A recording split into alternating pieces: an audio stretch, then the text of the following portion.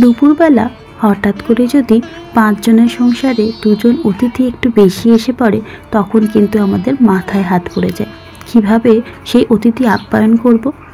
তাই জন্য আজকে এমন একটা রেসিপি তোমাদের সঙ্গে শেয়ার করে নেব, যেটা বানানো যতটাই সহজ, আবার ভীষণ সুন্দরভাবে কিন্তু পুরোটা ম্যানেজও হয়ে যাবে।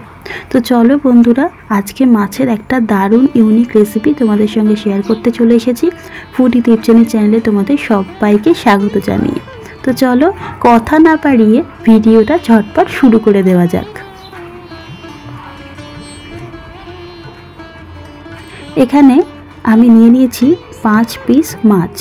মাছটা যে কোনো মাছ নয়, পাঙাশ মাছ নিয়ে এসেছিলাম আজকে। তো পাঙাশ মাছ রান্না করার রেসিপিও কিন্তু আমার চ্যানেলে এই প্রথম আমি দেখাচ্ছি। তো 5 পিস মাছ ছিল, কিন্তু বাড়িতে 2 জন অতিথি একটু বেশি এসে পড়েছিল, তাই জন্য আমরা কিভাবে ম্যানেজ করব, তাই এই রেসিপিটাই আজকে মাথা থেকে বার করলাম। প্রথমেই 5 পিস মাছকে এইভাবে ছোট ছোট টুকরো করে কেটে ফেললাম। তাহলে দেখো বেশ অনেকগুলো টুকরোই কিন্তু আমাদের হাতে চলে এলো। আর এই মাছগুলোতে একটু বিশ্রী গন্ধ থাকে, তাই অনেকেই খেতে চায় না। আর একটু মোটা তেলওয়ালা মাছ, এটা চর্বিওয়ালা। তো এই গন্ধটা প্রথমেই আমাদেরকে দূর করতে হবে। তো কিভাবে এই গন্ধটাকে আমরা দূর করব, সেটাই তোমাদের সঙ্গে দেখিয়ে নিচ্ছি। প্রথমত মাছটাকে এনে মা বাজার থেকে ভালো করে ধুয়ে একটু হলুদ মাখিয়ে রেখেছিল, তাই আমি আর আলাদা করে হলুদটা মাখাচ্ছি না। এখন আমি এর মধ্যে দিয়ে দেবো সামান্য একটু লবণ। আর এই গন্ধটা কাটানোর জন্য যে আমি আইডিয়াটা বলছিলাম, সেটা তোমাদের সঙ্গে আমি শেয়ার করে নিচ্ছি।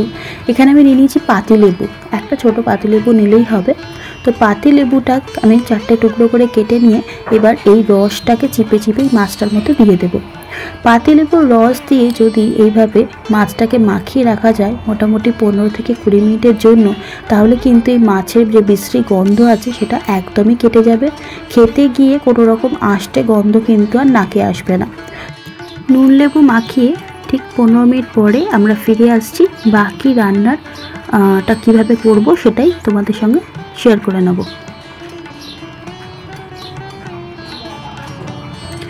এরপরে আমি এখানে একটা থালা নিয়ে নিয়েছি, আর থালার মধ্যে কিছু সবজি আমি দিয়ে দিচ্ছি। প্রথমেই যেটা আমাদের তরকারি বড় করার একটা প্রধান উপকরণ, সেটা হচ্ছে আলু।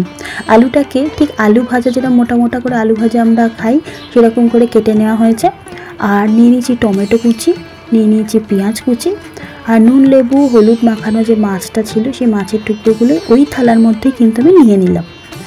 রেসিপিটা এতটাই ইউনিক যে তোমাদের দেখে মনে হবে আর কোনো ঝুট ঝামেলায় যাবো না মাছের রেসিপিতে, এই রেসিপিটাই বারবার করব।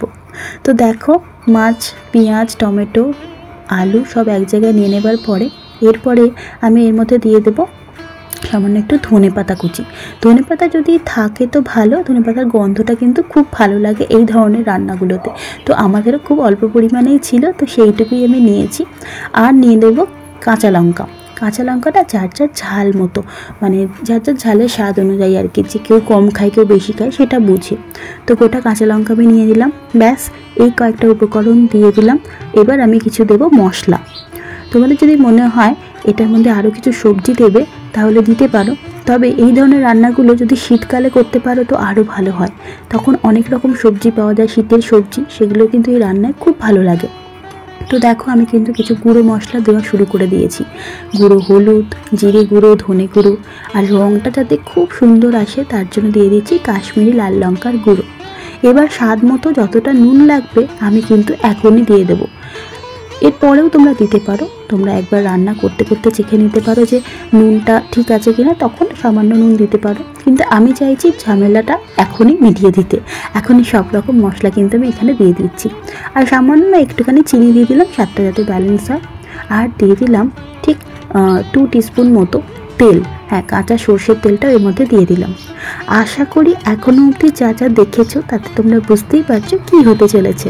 হ্যাঁ, এই যে সব মশলা দিয়ে আমি একদম সুন্দরভাবে সব মাখিয়ে নেব। এই আলু, টমেটো, পেঁয়াজ, মাছ সব কিছু ভালোভাবে আমাকে এবার হাত দিয়ে এটাকে মাখিয়ে নিতে হবে। ব্যাস, এই রান্নাটার এতটাই ঝামেলা কম যে কি বলবো। হঠাৎ করে যদি মনে হয় যে এই ধরনের রান্না করব, তাহলে সময় কিন্তু খুবই কম লাগে, শুধু সবজিটা কাটতে যেটুকু সময় লাগবে।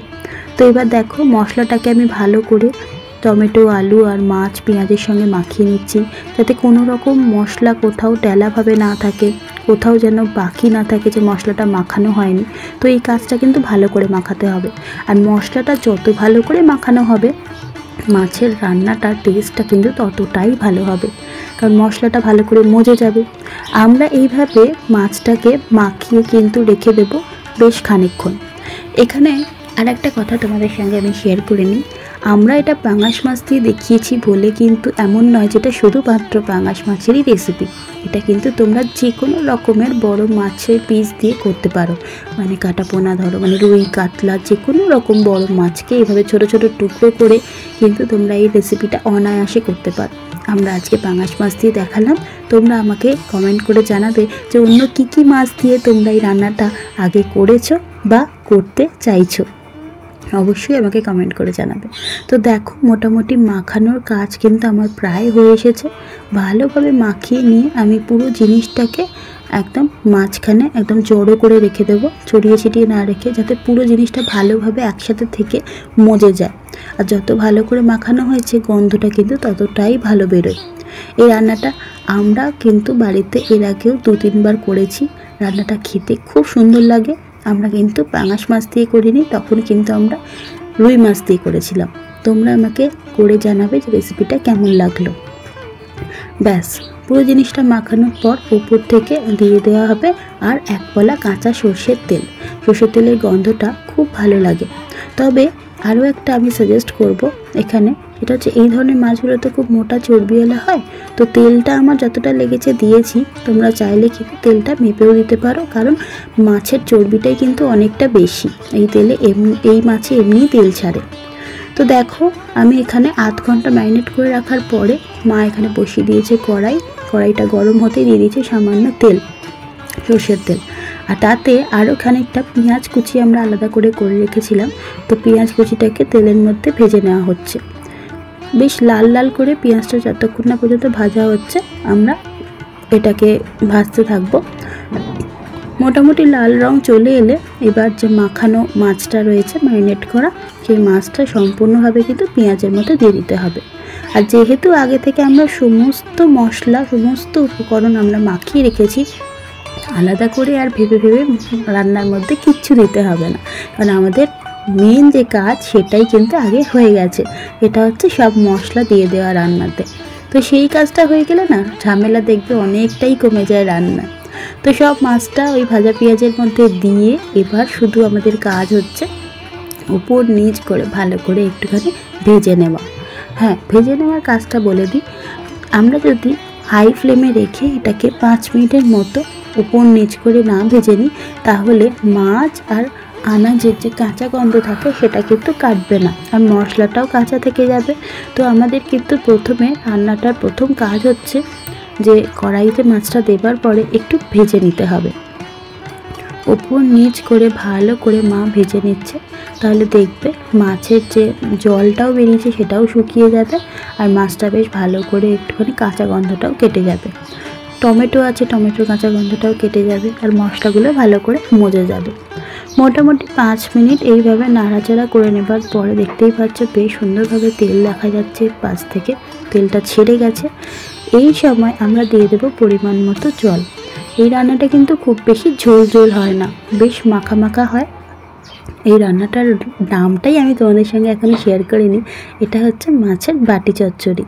হ্যাঁ, অনেকেই তোমরা বলে থাকবে যে বাটি চচ্চড়ি তো একবারে হয়ে যায়, কিন্তু আমরা এটাকে একটু অন্যরকমভাবে করার চেষ্টা করলাম। এইভাবে যদি মাখিয়ে রেখে একটু ভেজে নিয়ে তারপরে জলটা দিয়ে দিই, তাহলে কিন্তু রান্নার টেস্টটা খুব সুন্দর হয়। তো যেটা বললাম, রান্নায় খুব বেশি ঝোল হবে না, যেটুকু জল আমরা দিয়েছি তাতে আলু, বাকি সবজি মানে পেঁয়াজ আর মাছটা ভালো মতো সেদ্ধ হবে। তো আমরা এটাকে ঢাকা দিয়ে মোটামুটি লো টু মিডিয়াম ফ্লেমে রেখে দিয়েছিলাম বেশ খানিকক্ষণ, 5 মিনিটের মতো। তো তারপরে ঢাকা খুলে আরও একবার উপর নিচ মা করে দিচ্ছে খুব আলগা হাতে, কারণ আস্তে আস্তে তো জিনিসগুলো সেদ্ধ হচ্ছে। তো এই সময় বেশি জোরে ঘাঁটাঘাঁটি করতে গেলে কিন্তু মাছগুলো ভেঙে যাবে। আলু দেখো আমাদের মোটামুটি অর্ধসিদ্ধ মতো হয়েছে, তো আরও 5 মিনিট কিন্তু আমাদের রাখতে হবে। তো তাই জন্য মা এটাকে বেশি আর নাড়ানাড়ি না করে এটাকে আবার 5 মিনিটের জন্য ঢাকা দিয়ে দেবে। রান্নার রেসিপিটা যদি ভালো লাগে তাহলে অবশ্যই লাইক, কমেন্ট আর শেয়ার করতে একদম ভুলো না। যারা আমার চ্যানেলে নতুন বন্ধু, প্রথম আমার চ্যানেলে ভিডিও দেখছো, তারা অবশ্যই পেজটাকে ফলো করে দিও আর চ্যানেলটাকে সাবস্ক্রাইব করে দিও।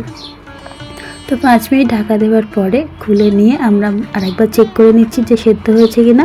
খুব সুন্দরভাবে কিন্তু দেখো সেদ্ধ হয়ে গেছে আলু।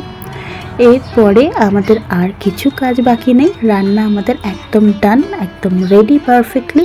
তো এবার গ্যাসের ফ্লেমটাকে আমরা অফ করে দেবো আর ওপর থেকে নিচ মা আরও একবার জাস্ট নেড়ে দিচ্ছে, ভালো করে মিশিয়ে দিচ্ছে। গরম গরম ভাতের সঙ্গে এমন সুন্দর একটা রান্না থাকলে কিন্তু সত্যি বলছি বন্ধুরা আর কিছুই লাগে না পাতে, কারণ রান্নাটা ঝাল মিষ্টি স্বাদটা এতটাই সুন্দর হয়। আর যেহেতু সব কিছু মাখিয়ে মশলাটা এইভাবে মজে যায়, অসম্ভব সুন্দর লাগে খেতে। তোমরা আমাকে প্লিজ কমেন্ট করে জানিও তোমাদের কেমন লেগেছে রেসিপিটা। তো আজকের মতো চলি বন্ধুরা, ভালো থেকো, সুস্থ থেকো। আবারও কোনো নতুন ইউনিক রেসিপি নিয়ে খুব তাড়াতাড়ি হাজির হব তোমাদের সামনে। টাটা।